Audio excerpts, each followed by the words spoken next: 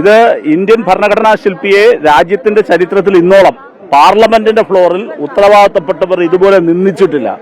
അങ്ങേറ്റം ഒരിക്കലും നീതീകരിക്കാനാകാത്ത നിന്ദ്യമായ പ്രവർത്തനമാണ് ഇന്ത്യൻ പ്രധാനമന്ത്രിക്ക് വേണ്ടി പ്രസംഗിക്കാൻ വന്ന അമിത്ഷാ ചെയ്തത്. അപ്പോൾ അമിത്ഷാ മാപ്പ് പറയുക. എന്തിനാണ് ഇപ്പോഴും മാപ്പ് പറയാതിരിക്കുന്നതെന്ന് ചോദിച്ചാൽ RSSന്റെ മനസ്സിലിരിപ്പാണ് പറഞ്ഞത്. ഇന്ത്യയിൽ ഇപ്പോൾ നടന്നുകൊണ്ടിരിക്കുന്നത് ഒരൊറ്റ യുദ്ധമാണ്. ആ യുദ്ധം ഇന്ത്യൻ ഭരണഘടന വേഴ്സസ് മനുസ്മൃതി എന്നതാണ്.